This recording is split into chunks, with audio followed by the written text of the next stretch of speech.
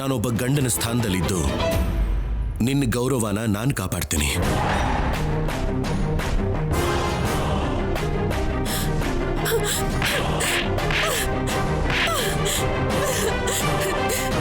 ಏನು ಕಾಪಾಡ್ತೀರಾ?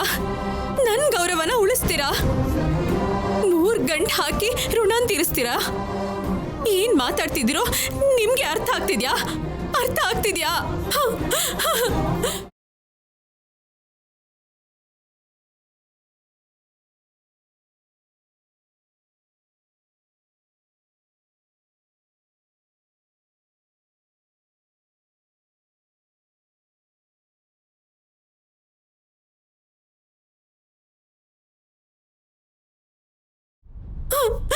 ಭಾಷಿಣಿ, ಏನಾಯ್ತು ನಿನಗೆ? ನಿಮ್ ಮಾತುಗಳಿಗೆ ಸತ್ತೋಗ್ಬೇಕು ಅನ್ನೋ ಹುಚ್ಚ ಹಿಡಿತಿದೆ. ನೀವ್ ಮಾಡಿದ್ದು 4 ಜನರ ಎದುರುಗಡೆ ಸಹಾಯ ಅಂತಿದ್ದೀರಾ, ಆದ್ರೆ 4 ಗೋಡೆಗಳ ಮಧ್ಯೆ ಇದು ಶಿಕ್ಷೆ.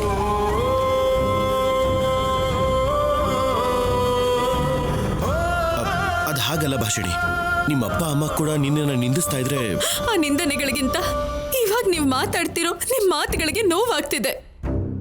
ತಲೆ ತಿರುಗಿ ಬಿದ್ದು ಹೋಗೋದಲ್ಲ, ಅಲ್ಲಿ ಪ್ರಾಣ ಹೋಗಿ ಸತ್ತೋಗಿದ್ರೆ ಚೆನ್ನಾಗಿರ್ತಿತ್ತು. ಈ ಮಾತುಗಳನ್ನ ಕೇಳೋ ಗತಿ ತಪ್ಪಿತ್ತು. ಯಾಕೆ ಭಾಷಿಣಿ ಹೀಗೆ ಮಾತಾಡ್ತಾ ಇದೀಯಾ? ಅಲ್ಲ, ನನ್ನ ಮಾತನ್ನ ನೀನ್ ಯಾಕೆ ತಪ್ಪಾಗಿ ಅರ್ಥ ಮಾಡ್ಕೋತಾ ಇದೀಯಾ?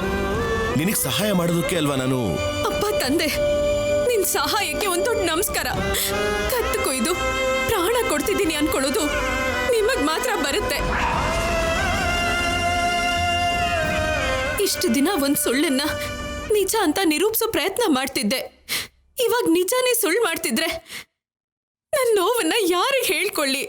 ನಾನು ಯಾಕೆ ಬದುಕಬೇಕು? ಯಾಕೆ ಬದುಕಬೇಕು?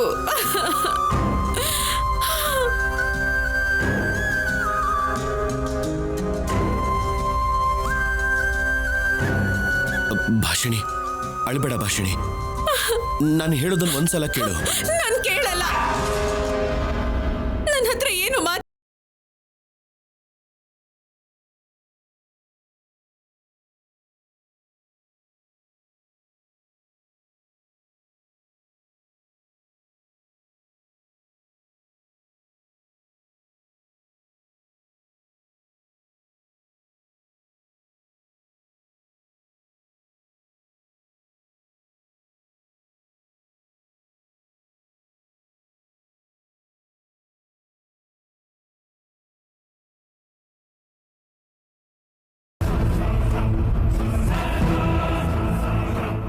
ವಾಟ್?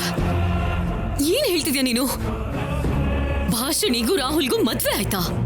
ಹೇಗ್ ಜ್ಯೋತಿ? ನಾವ್ ಇದನ್ನ ಎಕ್ಸ್ಪೆಕ್ಟ್ ಮಾಡಿರ್ಲಿಲ್ಲ ಅಲ್ವಾ? ನಾವೇ ಅಲ್ಲ ಮೇಡಮ್, ಮದ್ವೆಗೆ ಬಂದಿದ್ದವರು ವಾಗ್ದೇವಿ ಮನೆಯವರು ಯಾರು ಅನ್ಕೊಂಡಿರ್ಲಿಲ್ಲ. ಸತ್ರು ಸರ್ಸುನ ಬಿಟ್ರೆ ಬೇರೆ ಯಾರು ಬೇಡ ಅಂತಿದ್ದೋನು ಈಗ ಒಳ್ಕುತ್ಕೆಗೆ ತಾಳಿ ಕಟ್ಟ. ಅಂದ್ರೆ ಫಾರೆಸ್ಟ್ ನಲ್ಲಿ ರಾಹುಲ್ ಅವಸರ ಪಟ್ಟು ಮಿಸ್ಟೇಕ್ ಮಾಡಿದ್ನಂತೆ ಮೇಡಮ್. ಭಾಷಿಣಿ ಪ್ರೆಗ್ನೆಂಟ್ ಆಗಿದ್ದಾಳೆ. ಮದ್ವೆ ಆಗ್ಬೇಕು ಅಂತ ವಾಗ್ದೇವಿ ತೀರ್ಪು ಕೊಟ್ರು ಮೇಡಮ್. ಅಂದ್ರೆ ಈ ಮದ್ವೆಗೆ ಇಂಡೈರೆಕ್ಟ್ ಆಗಿ ನಾವೇ ಕಾರಣ ಆಗೋದ್ವಾ? ನಾವಲ್ಲ ಮೇಡಮ್, ನಮ್ಮ ರೌಡಿಗಳ ಕನ್ಫ್ಯೂಷನ್ ಇಂದ ಪ್ರೀತಿ ಬದಲು ಭಾಷಿಣಿನ ಕರ್ಕೊಂಡು ಬಂದ್ರು. ಯಾರಾದ್ರೆ ಏನ್ ಜ್ಯೋತಿ? ಪ್ಲಾನ್ ನಮ್ದಾದ್ರೆ ರಿಸಲ್ಟ್ನ ಅವಳು ಅನ್ಭವಿಸ್ತಾಳೆ, ಕಷ್ಟ ನಮ್ದಾದ್ರೆ ಫಲಿತಾಂಶ ಅವಳಿಗೆ ಸಿಕ್ಕಿದೆ. ಆದ್ರೂ ತಪ್ಪು ಮಾಡಿದ್ರೆ ಶಿಕ್ಷೆ ಇದ್ದೇ ಇರುತ್ತೆ ಅನ್ನೋ ವಾಗ್ದೇವಿ ಮಗನ್ ವಿಷಯದಲ್ಲಿ ಮಾತ್ರ ಕಣ್ಮುಚ್ಕೊಂಡ್ಲಾ? ಶಿಕ್ಷೆನು ವರವಾಗಿ ಬದಲಾಯಿಸಿದ್ಲಾ?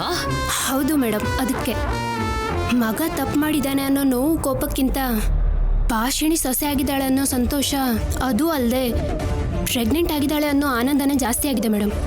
ಏನ್ ಜ್ಯೋತಿ ಹೀಗಾಗ್ತಿದೆ? ವಾಗ್ದೇವಿಗೆ ನೋವು ಕೊಡ್ಬೇಕು ಅನ್ಕೊಳ್ಳೋ ಪ್ರತಿ ಸಲನೂ ಆ ಭಾಷಿಣಿ ಅಡ್ಡ ಬರ್ತಿದ್ದಾಳೆ.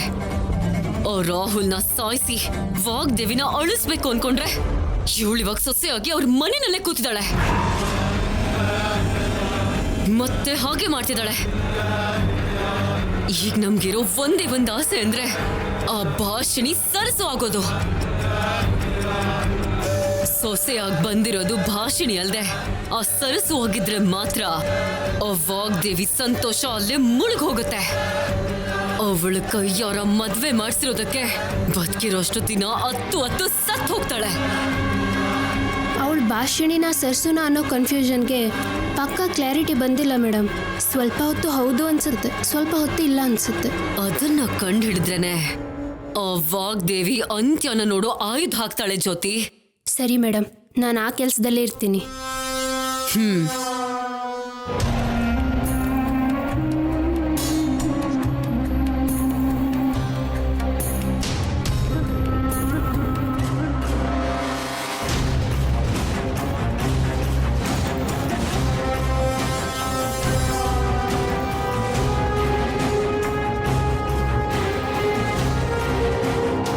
ಈ ಒಂದು ವಿಷಯ ನಮ್ ಕಡೆ ಆದ್ರೆ ಸಾಕು, ಆ ವಾಗ್ದೇವಿ ಬದುಕಿರೋಷ್ಟು ದಿನಾನು ಅಳ್ತಾನೆ ಇರೋ ಹಾಗೆ ನಾನ್ ಮಾಡ್ತೀನಿ.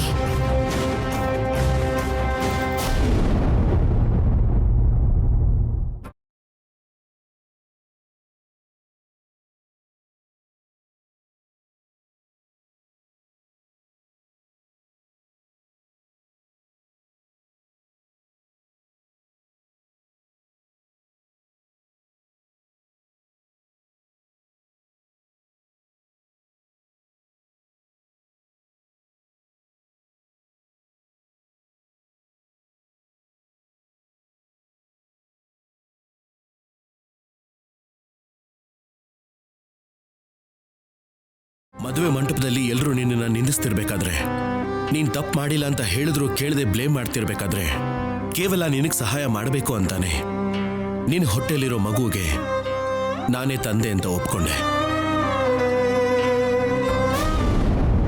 ಸರ್ಸು,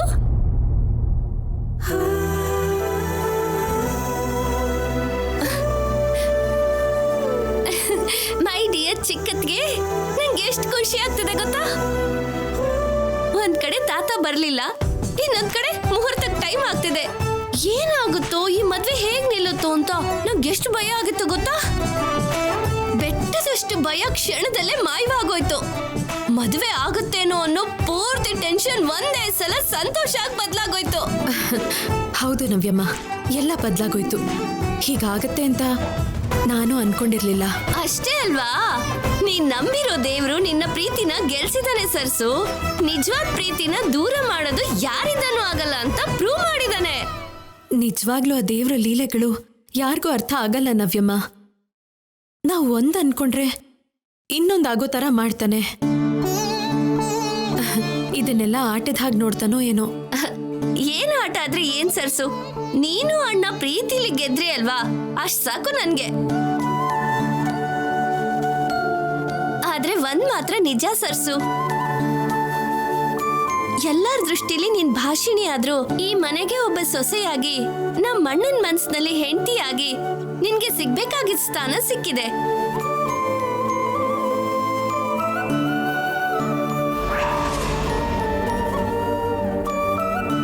ಈ ಮನೇಲೆ ಇದಕ್ ಮುಂಚೆ ಇದ್ದ ಹಾಗೆ ಎಲ್ಲರ ಜೊತೆ ಸಂತೋಷವಾಗಿರ್ಬೋದು. ನೀನ್ ಸರ್ಸು ಅಂತ ಗೊತ್ತಾದ್ರೂ ಗೊತ್ತಾಗದೇ ಇದ್ರು.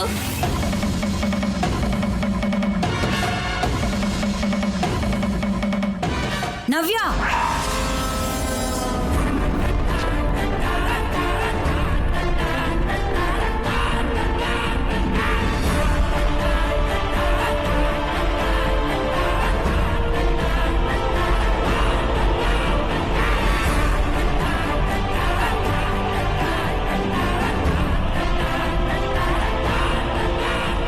ಏನಮ್ಮ ನೀನ್ ಮಾತಾಡ್ತಾ ಇರೋದು?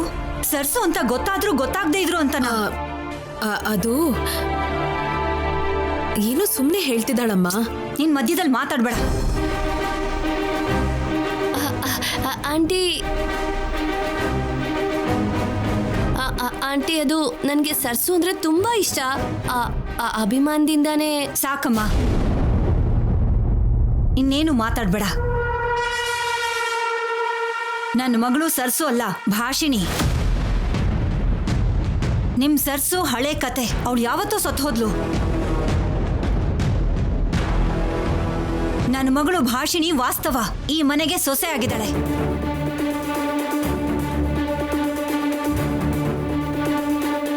ಆ ಸರ್ಸು ತರನೇ ಇರೋದ್ರಿಂದ ಅವಳು ಇಲ್ದೇ ಇರೋ ಜಾಗನ ತುಂಬ್ತಾ ಇದ್ದಾಳೆ ಅಂತ ನೀವು ಅನ್ಕೋಬೇಡಿ. ನಿಮ್ಗೆ ನಿಮ್ ಸರ್ಸು ದೊಡ್ಡೋಳಾಗಿರ್ಬೋದು, ಆದ್ರೆ ನನಗೆ ನನ್ನ ಮಗಳೇ ದೊಡ್ಡೋಳು. ಅವಳ ಥರನೇ ಇವಳಿರೋದು ವರನೋ ಶಾಪನೋ ನನ್ಗಂತೂ ಅರ್ಥ ಆಗ್ತಾ ಇಲ್ಲ. ಅರ್ಥ ಆಗದೆ ಇರೋದಕ್ಕೆ ಏನಿದೆ ಆಂಟಿ? ಸರ್ಸು ಆಗಿದ್ದಿದ್ರಿಂದಾನೇ ಅಲ್ವಾ ಮದ್ವೆ ಆಗಿದ್ದು. ಪರ್ಮನೆಂಟ್ ಆಗಿ ನಮ್ಮನೇಲೇ ಇರ್ತಾಳೆ. ಹೌದಮ್ಮ, ನಾನು ಹೇಳ್ತಿರೋದು ಅದನ್ನೇ. ಸರ್ಸು ಸ್ಥಾನಕ್ಕೆ ಬಂದಿದ್ದಾಳೆ ಹೊರತು ಅವಳು ಯಾವತ್ತೂ ಸರ್ಸು ಆಗಕ್ಕಾಗಲ್ಲ. ದಯವಿಟ್ಟು ನಮ್ಮ ಭಾಷಿಣಿಯಾಗೇ ಇರೋದಕ್ಕೆ ಬಿಡಿ. ಸರ್ಸುನ ಮಾಡಕ್ ಹೋಗ್ಬೇಡಿ. ಏನಮ್ಮ ಇದು? ಅವಳೇನೋ ಸುಮ್ಮನೆ ಮಾತಾಡ್ತಿದ್ರೆ ನೀನ್ ಯಾಕೆ ಇಷ್ಟು ಸೀರಿಯಸ್ ಆಗ್ತಿದ್ಯಾ? ಅದು ಹಾಗಲ್ವೇ. ಕೇವಲ ಆ ಸರ್ಸು ರೂಪದಲ್ಲಿ ಇದೆಯಾ ಅಂತ ನೀನ್ ಎಷ್ಟು ಅವಮಾನಗಳನ್ನ ಕಷ್ಟಗಳನ್ನ ಅನುಭವಿಸಿದ್ಯಾ ಅಂತ ನನಗೆ ಗೊತ್ತು. ಅದಕ್ಕೆ ಆ ಹೆಸರಂದ್ರೇನೆ ನನ್ಗಿಷ್ಟ ಇಲ್ಲ. ಈ ಮನೇಲಿ ಎಲ್ರಿಗೂ ನೀನು ಭಾಷಿಣಿ ಅಂತ ಗೊತ್ತಲ್ವಾ? ಆ ಹೆಸರಲ್ಲಿ ನಿನ್ನ ಕರೆದ್ರೇನೆ ನನ್ಗಿಷ್ಟ. ಆಂಟಿ, ನೀವ್ ಎಷ್ಟ್ ಹೇಳಿದ್ರು ನಿಜ ಮಾತ್ರ ಯಾವತ್ತೂ ಬದ್ಲಾಗಲ್ಲ, ಯಾರಿಗೂ ಬದಲಾಯಿಸಕ್ಕೂ ಆಗಲ್ಲ. ನಿಮ್ಗಿಷ್ಟ ಆದ ಹಾಗೆ ಇವಳನ್ನ ಭಾಷಿಣಿ ಅಂತಾನೆ ಕರಿತೀನಿ. ನನಗೆ ಸರ್ಸು ಬಗ್ಗೆ ಗೊತ್ತಿಲ್ಲ ಅಮ್ಮ, ತಿಳ್ಕೊಳ್ಳೋ ಅಗತ್ಯನೂ ಇಲ್ಲ. ಈ ಮನೆಗೆ ಸೊಸೆಯಾಗಿ ಕಾಲಿಟ್ಟಿರೋ ನನ್ನ ಮಗಳ ಮೇಲೆ ಹಳೆ ನೆರಳು ಬೀಳಬಾರ್ದು ಅನ್ನೋದೇ ನನ್ನ ಆಸೆ. ಅರ್ಥ ಆಯ್ತು ಆಂಟಿ. ಅಮ್ಮ, ಅಪ್ಪ ಇಲ್ಲಿ? ಹೊರಗಡೆ ಯಾರ ಹತ್ರನೋ ಮಾತಾಡ್ತಾ ಇದ್ರಮ್ಮ. ನಾವು ಹೊರಡ್ತಾ ಇದೀವಿ ಅಂತ ಹೇಳೋಗೋಣ ಅಂತ ಬಂದೆ. ಇಷ್ಟು ಬೇಗನಾ? ಹೌದಮ್ಮ, ಹೋಗ್ಲೇಬೇಕು. ನಿಮ್ಮ ಅತ್ತೆ ಮನೇಲಿ ನಾವು ತುಂಬಾ ದಿನ ಇರೋದು ಒಳ್ಳೇದಲ್ಲ. ಸರಿ ಬಾ, ನಿಮ್ಮಪ್ಪ ನಿನ್ನ ಹತ್ರ ರಾಹುಲ್ ಹತ್ರ ಏನೋ ಮಾತಾಡ್ಬೇಕು ಅಂತಿದ್ರು. ನಮ್ಮಿಬ್ರ ಹತ್ರನಾ? ಹೌದಮ್ಮ, ಬಾ.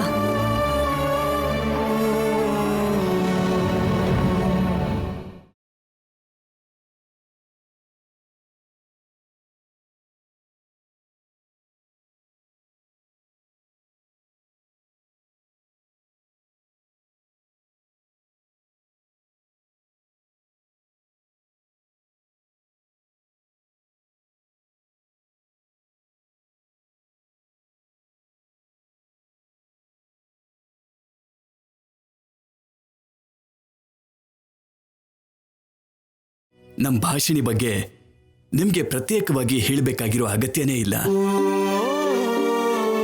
ಇವಳ ಗುಣ, ಇವಳ ವರ್ತನೆ ಎಲ್ಲ ನಿಮಗೆ ಗೊತ್ತಿರೋದೆ.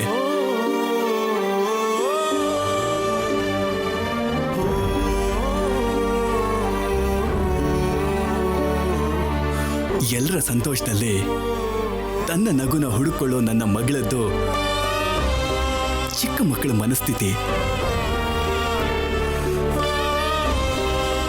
ಯಾವತ್ತಾದ್ರೂ ಗೊತ್ತಿಲ್ಲದೆ ನಿಮ್ಮಲ್ಲಿ ಯಾರನ್ನಾದ್ರೂ ನನ್ನ ಮಗಳು ನೋಯಿಸಿದ್ರೆ ಇವಳನ್ನ ಕ್ಷಮಿಸ್ಬಿಡಿ.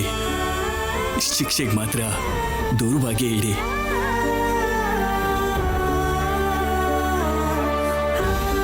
ಏನ್ ನಾರಾಯಣ ಅವರೇ, ಮದ್ವೆಯಲ್ಲಿ ಆಗ್ಲಿಲ್ಲ ಅಂತ ಬುದ್ಧಿ ಮಾತುಗಳನ್ನ ಇವಾಗ ಹೇಳ್ತಿದ್ದೀರಾ? ನನ್ನ ಬುದ್ಧಿ ಮಾತು ಅಂತ ಅಲ್ಲ, ಹೆಣ್ಣಿನ ತಂದೆಯಾಗಿ ನನ್ನ ಜವಾಬ್ದಾರಿ ಅಲ್ವಾ ಇದು.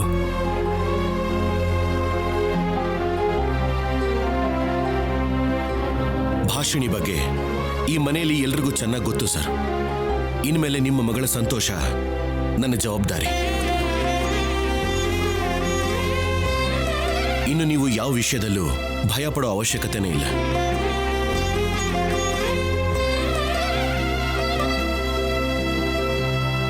ಆ ನಂಬಿಕೆನೇ ಕಣಪ್ಪ ಈ ತಂದೆ ಮನಸ್ಸಲ್ಲಿರೋ ನೋವನ್ನ ದೂರ ಮಾಡ್ತಿದೆ.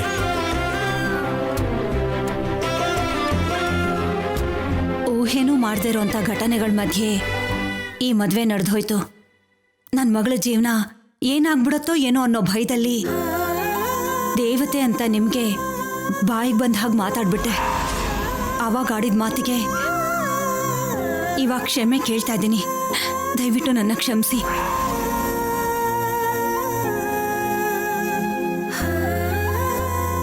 ಬೀಗ್ರ ಮಧ್ಯೆ ಮರ್ಯಾದೆ ಇರಬೇಕೇ ಹೊರತು ಈ ಕ್ಷಮಾಪಣೆಲ್ಲ ಯಾಕೆ ಹೇಳಿ?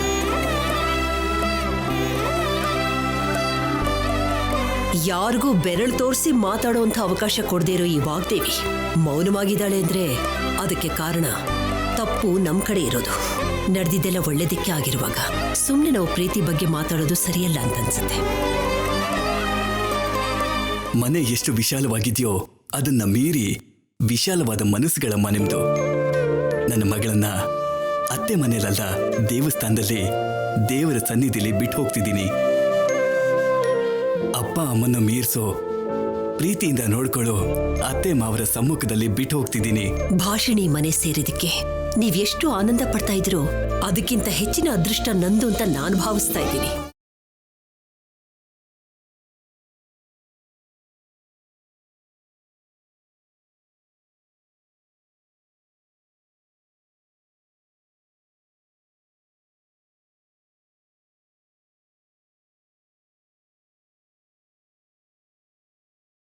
ನನ್ನ ಮಗನ ವಿಷಯನ ಎಲ್ಲ ತಿಳ್ಕೊಂಡಿದ್ರಿಂದಾನೆ ಅಸಾಧ್ಯವಾದ ಕೆಲಸನೂ ಕೂಡ ಸಾಧ್ಯ ಆಗೋ ಹಾಗೆ ಮಾಡಿದ್ಲು.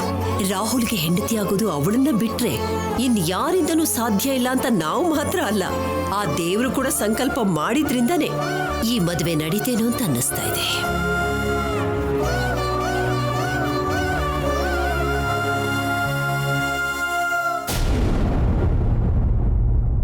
ಅಂತ ನನ್ನ ಈ ಸೊಸೆ ಬಗ್ಗೆ ನೀವು ಮತ್ತೆ ಮತ್ತೆ ಹೇಳುವಂಥ ಅವಶ್ಯಕತೆ ಇಲ್ವೇನೋ ಅಂತ ಅನಿಸ್ತಿದೆ. ನಿಮ್ಮ ಮಗಳಿಗೆ ನನ್ನ ಮಗನ್ನ ನಾನು ಧೈರ್ಯವಾಗಿ ಮದುವೆ ಮಾಡಿಕೊಟ್ಟಿದ್ದೀನಿ. ಆ ಕಾರಣಕ್ಕೆ ನಾನಿವತ್ತು ತುಂಬಾನೇ ಸಂತೋಷವಾಗಿದ್ದೀನಿ. ನಮಗ್ ದೂರವಾಗಿರ್ತಾಳೆ ಅನ್ನೋ ಭಯ ಬಿಟ್ರೆ ನಮ್ಮ ಭಾಷಿಣಿ ವಿಷಯದಲ್ಲಿ ನಮಗೂ ಕೂಡ ತುಂಬಾನೇ ಸಂತೋಷ ಆಗ್ತಿದೆ. ಒಂದೇ ಊರಲ್ಲಿದ್ದು ಯಾಕ್ರಿ ದೂರ ಅಂತಿದ್ದೀರಾ? ನೀವು ಯಾವಾಗ ಭಾಷಣಿನ ನೋಡ್ಬೇಕು ಅನ್ಕೊಂಡ್ರು ಒಂದು ಮಾತು ಹೇಳಿ ಸಾಕು, ನಾನು ಕಾರ್ ಕಳಿಸ್ತೀನಿ. ನಿಮ್ಗೆ ಇಲ್ಲಿ ಎಷ್ಟು ದಿನ ಇರಬೇಕು ಅನ್ಸುತ್ತೋ ಅಷ್ಟು ದಿನ ನೀವು ಇಲ್ಲಿರಬಹುದು. ನೀವು ಕೂಡ ನಮ್ಮ ಮನೆಗೆ ಬನ್ನಿ. ಇಷ್ಟು ರುಚಿ ಅಲ್ದೇ ಇದ್ರು ನಿಮ್ಗೆ ಏನು ಕೊರತೆ ಇಲ್ದಿರೋ ತರ ನಾವು ನೋಡ್ಕೋತೀವಿ. ಸಂಧ್ಯಾ, ಬಡತನ ಶ್ರೀಮಂತಿಕೆ ಅನ್ನೋದು ನಾವು ಕ್ರಿಯೇಟ್ ಮಾಡ್ಕೊಂಡಿರೋದು. ಕೊನೆಯವರೆಗೂ ನಮ್ಮ ಜೊತೆಲಿ ಉಳಿಯೋದು ಯಾವ್ದು ಗೊತ್ತಾ? ಮಾನವೀಯತೆ, ಒಳ್ಳೆತನ ಅಷ್ಟೇ. ಸಂತೋಷನ ಮೀರಿದ ರಿಚ್ನೆಸ್, ನೋವನ್ನ ಮೀರಿದ ಬಡತನ ಇನ್ನು ಯಾವುದೂ ಇಲ್ಲಮ್ಮ.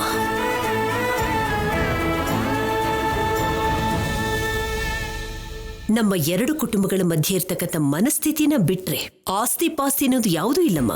ನಿಮ್ ಮಾತನ್ ಮ್ಯಾಜಿಕ್ ಇದೆ ಅಂತ ನಮ್ಮ ಅಕ್ಕ ಅವಾಗ ಹೇಳ್ತಿದ್ಲು. ಅದೇನು ಅಂತ ಇವಾಗ ಅರ್ಥ ಆಯ್ತು.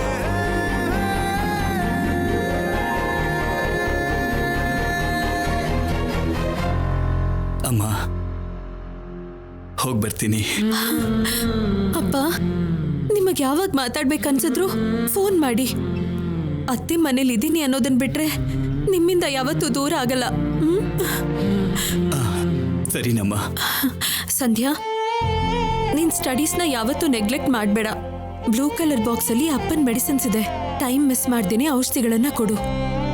ಅಮ್ಮನ್ ಕೆಲ್ಸದಲ್ಲಿ ಹೆಲ್ಪ್ ಮಾಡು, ಕೋಪ ಬರ್ಸ್ಬೇಡ. ಸರಿ ಅಕ್ಕ. ರಾಹುಲ್,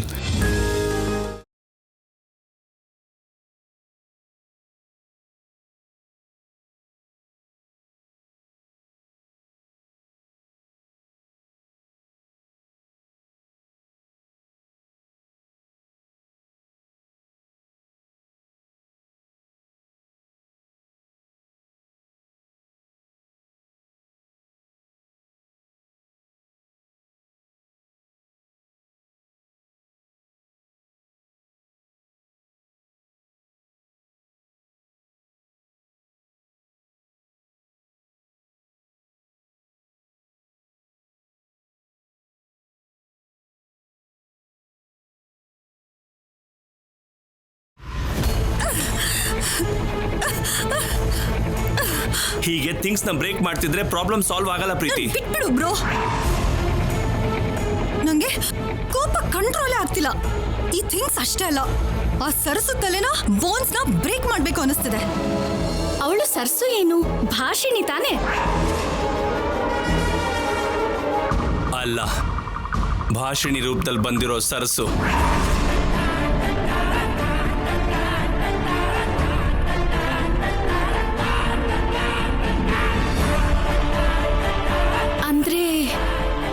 ಸರಸು ಸತ್ತಿಲ್ವಾ? ಅವಳು ಸತ್ತೋಗಿದ್ರೆ ನನ್ನ ಜೀವನ ಯಾವತ್ತೂ ಚೆನ್ನಾಗಿರ್ತಿತ್ತು. ರಾಹುಲ್ನ ಮದ್ವೆ ಮಾಡ್ಕೋಬೇಕು ಅಂತ ಎಲ್ಲಾನು ಬಿಟ್ಟು US ನಿಂದ ಇಲ್ಲಿಗೆ ಬಂದ್ರೆ ನನ್ನ ಕತ್ತಿಗೆ ಕಟ್ಬೇಕಾಗಿದ್ದ ತಾಳಿನ 2 ಸರ್ತಿನೂ ಅವಳ ಕತ್ತಿಗೆ ಕಟ್ಬಿಟ್ಟ. ಮೊದಲನೇ ಸಾರಿ ಪ್ರಜ್ಞೆ ಇರ್ಲಿಲ್ಲ. ಇವಾಗ ಎದುರುಗಡೆ ಇದ್ರು ಕೂಡ ಏನ್ ಮಾಡೋದಕ್ಕೂ ಆಗ್ತಿಲ್ಲ. ಇಷ್ಟು ದಿನ ಎಷ್ಟು ಪ್ಲಾನ್ಗಳನ್ನ ಮಾಡ್ತಿದ್ನೋ, ಎಷ್ಟು ಕೀಳ್ಮಟ್ಟಕ್ಕೆ ಇಳಿಬೇಕು ಅಷ್ಟು ಕೀಳ್ಮಟ್ಟಕ್ಕೆ ಬಂದಿದ್ದೆ. ಎಷ್ಟು ಕಷ್ಟಪಡ್ಬೇಕು ಅದನ್ನು ಮೀರಿ ಕಷ್ಟಪಟ್ಟೆ. ಆದ್ರೆ ಕೊನೆಗೆ ಉಳಿದಿದ್ದೇನು? ಆಂಟಿ ಹತ್ರ ಅವಮಾನ, ಚೀಟರ್ ಅನ್ನೋ ಮುದ್ರೆ. ಆ ಮಾತುಗಳು, ಇನ್ಸಿಡೆಂಟ್ ನೆನಪು ಮಾಡ್ಕೊಂಡ್ರೇನೆ ಮೈ ಎಲ್ಲ ಬೆಂಕಿ ಹಚ್ಕೋಬೇಕು ಅನ್ನೋಷ್ಟು ಇರಿಟೇಟ್ ಆಗ್ತಿದೆ. ಪ್ರೀತಿ, ಆವೇಶ ಪಡಬೇಡ. ರಾಹುಲ್ನ ನೀನ್ ಪಡ್ಕೋಬೇಕು ಅನ್ಕೊಂಡೆ, ಆದ್ರೆ ನಿನ್ ಹಣೆಲ್ ಬರ್ತಿಲ್ಲ. ನೀನ್ ಮನಸ್ ಮಾಡಿದ್ರೆ ಇದಕ್ಕಿಂತ ದೊಡ್ಡ ಸಂಬಂಧನೇ ಬರುತ್ತೆ. ಡ್ಯಾಡಿ US ಹೋಗಿರೋದು ಇದೇ ಕೆಲ್ಸದ ಮೇಲೆ. ಬೇಡ, ನನಗೆ ರಾಹುಲ್ ಮಾತ್ರನೇ ಬೇಕು. ನಾನ್ ಮಾತ್ರ ಅವನಿಗೆ ಹೆಂಡತಿಯಾಗಿ ಬರ್ಬೇಕು. ಎಷ್ಟೇ ಸಂಬಂಧ ಬಂದ್ರು, ಎಷ್ಟೇ ದೊಡ್ಡವನು ನನ್ ಗಂಡ ಆದ್ರು, ನನ್ ಜೀವನ ಪೂರ್ತಿ ರಾಹುಲ್ ನನಗ್ ಮಿಸ್ ಆದ ಅನ್ನೋ ಫೀಲಿಂಗ್ ಅಲ್ಲಿ ನಾನ್ ಬದುಕಲ್ಲ.